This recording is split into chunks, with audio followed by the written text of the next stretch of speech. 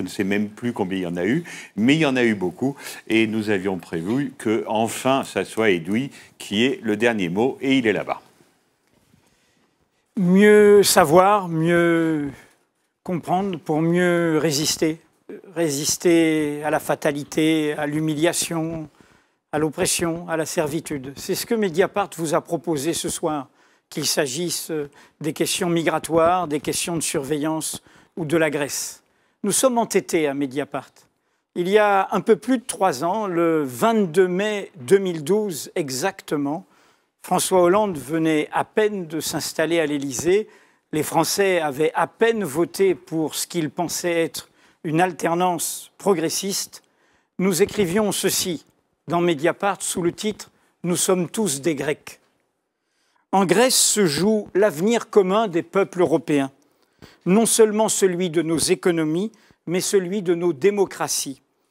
Les Grecs ne sont pas responsables d'une crise produite par l'aveuglement d'une Europe ayant abandonné la politique pour la finance.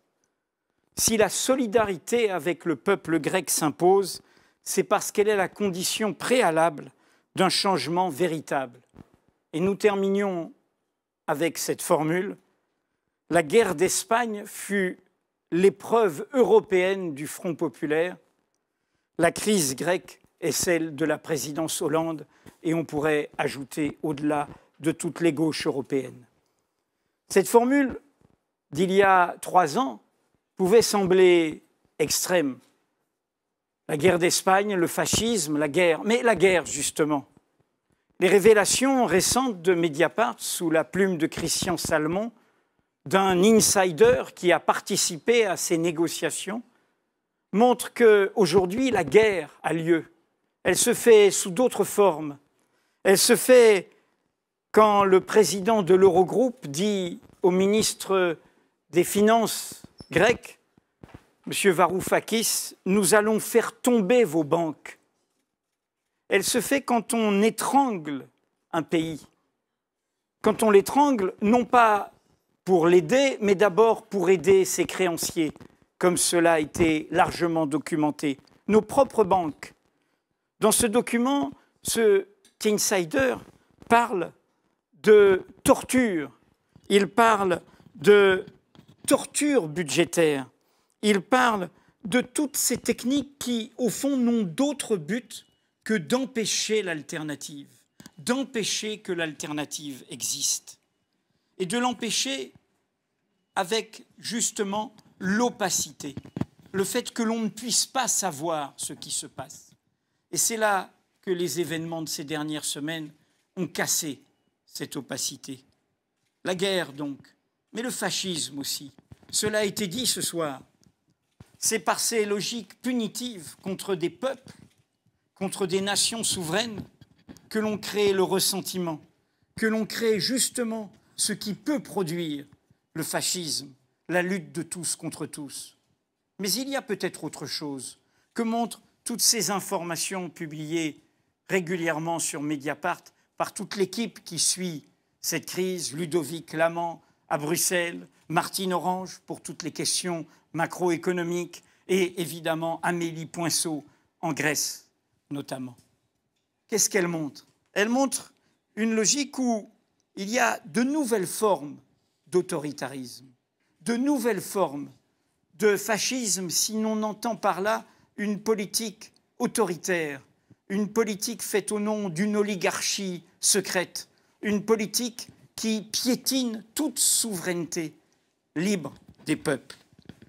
C'est cette formule de M. Juncker quand il dit « il n'est pas question que les traités puissent être remis en cause par des votes », comme si nous étions dans une Europe cadenassée, dans une Europe punition, dans une Europe qui ne nous permettrait plus, par la délibération démocratique, d'inventer de nouveaux chemins.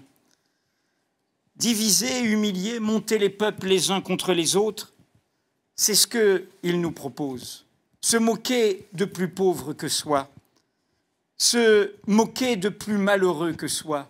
C'est ce que l'on entend, y compris dans la violence stupéfiante de ces dernières semaines, qui a atteint des personnages politiques d'ordinaire modérés et qui tout d'un coup ont montré une sorte de vulgarité dans l'expression politique, jusqu'à certaines figures de la social-démocratie européenne, à la social-démocratie allemande notamment.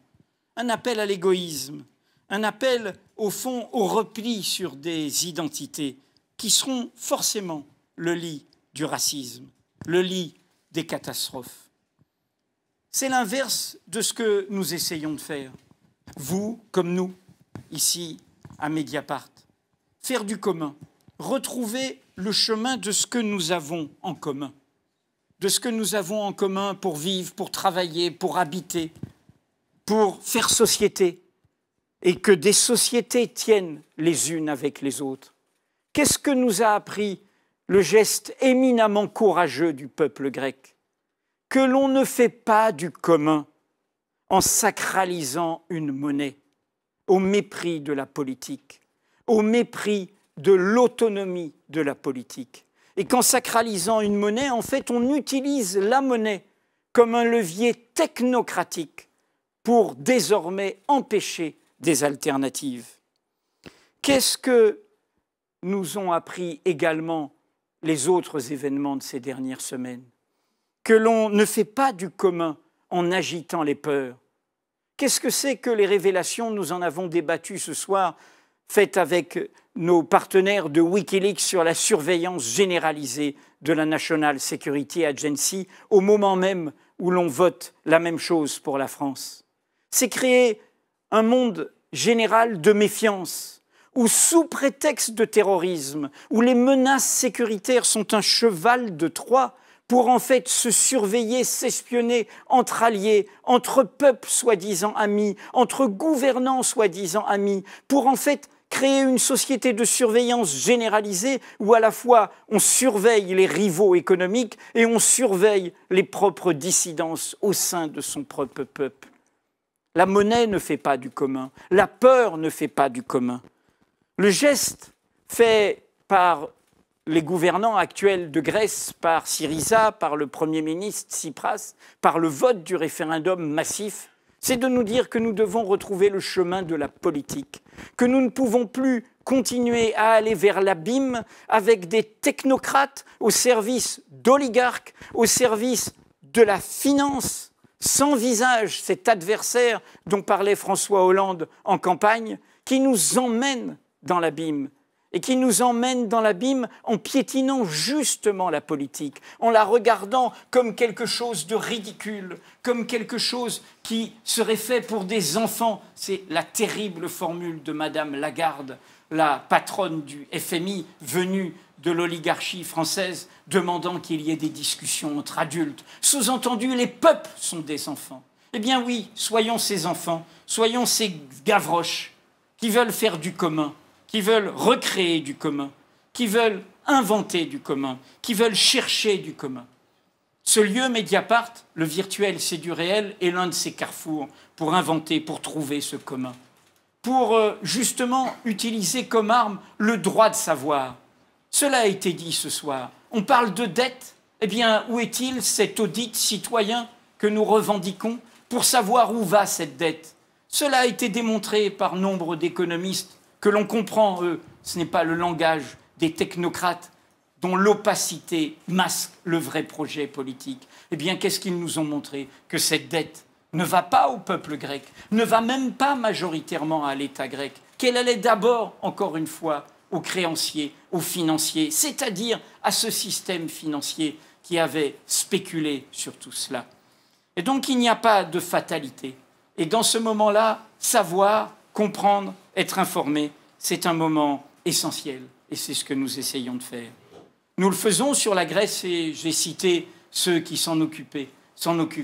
Nous le faisons sur ces questions de surveillance généralisée, et le feuilleton va continuer avec Jérôme Ourdeau, Fabrice Arfi, l'équipe d'investigation de Mediapart, et évidemment Julian Assange et Wikileaks. Mais nous le faisons aussi sur cet épouvantail qui est brandi par cette même Europe qui prend à la gorge la Grèce, cet épouvantail des migrants. Rendez-vous compte, et Mediapart vous l'explique sous la plume de Karine Fouteau. en permanence. L'enseignement, c'est de la répétition. Le savoir, c'est redire les choses. 40 000 Syriens, et l'Europe ne pourrait pas les recevoir. Cette Europe qui est la première puissance économique mondiale, qui a plus de 500 millions d'habitants, et elle aurait peur de quoi? 100 000 migrants depuis le début de cette année. Il n'y en a eu que 219 000 l'an dernier. Et les 100 000 migrants dont nous parlons, ils sont où? 54 000 en Italie, 48 000 en Grèce. Ce n'est pas un déferlement. Savez-vous combien il y a aujourd'hui en Turquie de réfugiés syriens? 1,7 million. Combien y en a-t-il au Liban? 1,1 million, soit près du tiers de la population du Liban. Alors oui, nous avons lancé avec d'autres journaux européens et nous vous appelons à y participer tout cet été pour montrer autre chose, montrer une autre Europe, comme nous le disons sur la Grèce. Pas cette Europe insensible, cette Europe comptable, cette Europe muraille. Oui, ouvrons l'Europe, Open Europe. C'est ce que nous avons lancé avec Infolibre d'Espagne, Correctif d'Allemagne, Internazionale d'Italie, le Courrier des Balkans, Oulala de Hongrie, Ephemerida ton Sitakton de Grèce, c'est-à-dire le journal des rédacteurs, qui est le lieu de la vitalité de l'information aujourd'hui en Grèce, Inkifada de Tunisie, Café Babel d'Europe, et ceci avec différentes ONG, Médecins du Monde, Migre Europe, la CIMAD, le Gisti, la Chapelle en lutte, Osservatorio Balkani et Caucaso, qui est en Italie. C'est un appel à montrer les solidarités concrètes, à aller contre la propagande, contre les peurs, contre tous ceux qui nous empêchent de comprendre et de résister. C'est un appel au témoignage, car nous sommes un journal participatif et vous devez nous aider à témoigner. À témoigner de quoi? Eh bien qu'il y a des solidarités, qu'il y a des hommes, des femmes qui n'ont pas peur de ces migrants, qui les accueillent, qui leur tendent la main, qui leur font relais sur les routes des Balkans, qui savent qu'au fond, le premier chemin vers sa propre humanité, c'est le chemin vers l'autre. Voilà la politique dont nous voulions vous parler ce soir. Une politique d'empathie, une politique qui a ce sentiment concret de l'autre, qui n'est pas dans l'humanité abstraite, qui n'est pas dans des discours moraux abstraits, qui va réellement vers les peuples, vers, au fond, cette idée que c'est ensemble que nous pourrons reconstruire un rapport de force pour retrouver des solutions, pour inventer des solutions après avoir dit non à toutes ces impostures qui nous emmènent vers l'abîme. Alors voilà, bon Mediapart, bon été plutôt avec Mediapart. Je voulais dire bon Mediapart, j'espère, mais bon été avec Mediapart. Aidez-nous, soutenez-nous, participez à tout cela, car cela fait partie du combat pour recréer du commun. Merci. Merci beaucoup, Edoui, d'avoir rappelé tout ça. On se retrouvera à la rentrée, je ne sais pas encore, une date en septembre. Merci infiniment à toutes celles et à tous ceux qui ont participé à cette soirée, nos invités, nos intervenants, les journalistes de la rédaction, évidemment Pierre Catan et son équipe, tous les techniciens qui sont sur le pont depuis quand même 18 heures, le moment où Joseph Confavreux a pris l'antenne. Voilà, il y a eu beaucoup de live cette année, on a beaucoup travaillé, j'espère qu'on a réussi à beaucoup vous intéresser. Passez un bel été et à très bientôt.